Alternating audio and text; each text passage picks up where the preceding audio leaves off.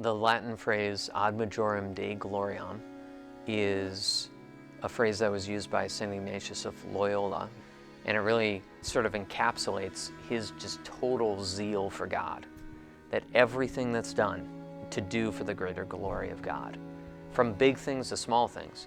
So the Jesuits are famous. They did humongous things, like they went across the world and baptized peoples in Asia and evangelized parts of North and South America that had never been touched and all this stuff. Ignatius of Loyola had this vision of life where everything is done for God and for His glory, for love of Him. That everything, even mundane stuff, making your lunch, that you could do it for the greater glory of God. It's linked in a huge way to Eucharistic procession, because the Eucharistic procession is an attempt to make manifest to the world the glory of God. Glory is this really mysterious word. Theologians and mystics contemplate that word, trying to figure out what that word means fully.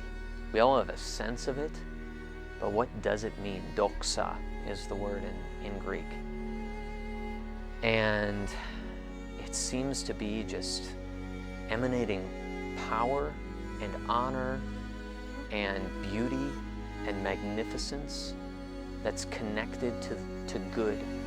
And God, being the greatest good, is the greatest of all of those things.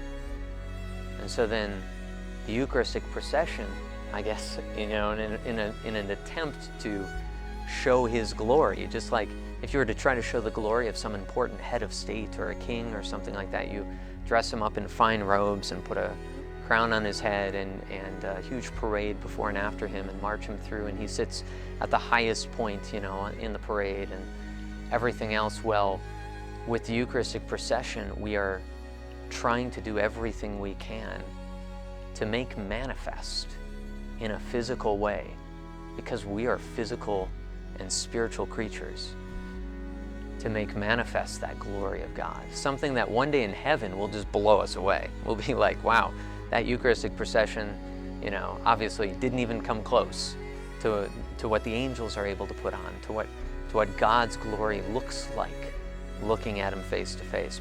But here, this side of heaven, He leaves it as a duty of the Church and the joy of the Church to strive in whatever ways are possible, using body and soul, the physical and the spiritual realm, to make manifest His glory here even now, so that in some ways the kingdom of God can start to break through into our world even now, even today.